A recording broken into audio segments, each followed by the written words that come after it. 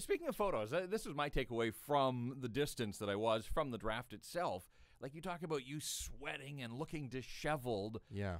Like, Jim Benning, prior to the draft and then Friday night, like, we created Tuesday Jim, right, on the trade deadline a few years ago. Right. Like, there was sort of a revisitation of Tuesday Jim, like the smiles. And on Friday night after they had selected Quinn Hughes, like, he's cracking jokes in the scrum, like he's just holding court there, like, more, bring it. Like, yeah. I'm not, usually he has that look like, am I done yet? Like, have you guys asked all your questions? Like, he looked from, again, this distance, it was like, more, keep coming. I want to keep talking about this guy. Like, he couldn't have looked happier than he did on Friday night. No, I think it's a great metaphor for the entire organization up and down, because it does really feel like there's almost, you talk about there's two Jims or two Canucks. Like, there's these two opposing directions that they're always going in. Like, half the time they're trying to speed up the rebuild. The other half they're saying we're going to draft and develop. We go to the, past two drafts, they've been swimming upstream. 150-pound center last year, 5'10" defenseman this year. It's like, fuck, like, look at these guys. They're part of the revolution. The NHL is changing, and the Canucks are on the cutting edge. And then I just saw, I think Benny was just on 650, and I think Dollywell just tweeted out, Benning's looking for more grit and toughness in free agency. And it's like, God, they're always looking for grit and toughness and the next Bergeron in free agency. Yet, and the whole draft didn't go this way. But if you look at the top picks from the past 2 years, I mean, that's skill above all else, and we just never see that translated at the pro level.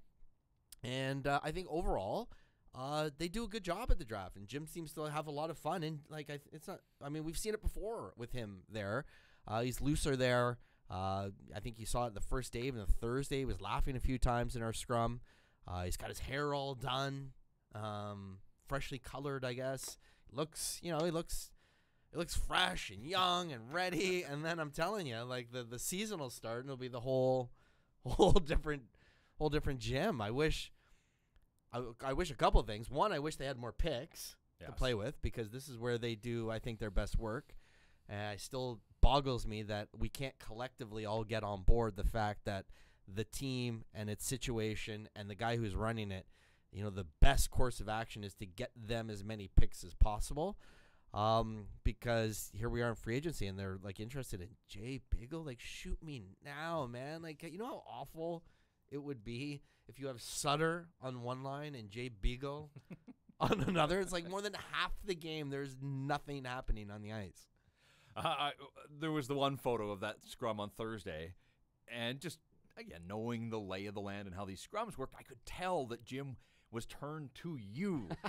And the smile, like, I don't even know what the question was, but I didn't need to know the question because the photo was all I needed to see, and he was just beaming. Like, what did you do to make him so happy ahead of the draft? I don't, like, he was in Tuesday Jim mode, like, right from the start, and I think I was going down direct. I was angling him down at the Hannafin Road, and I think that the gears started turning, and he figured out where I was going, and he said, "Where are you going with this, Jason?"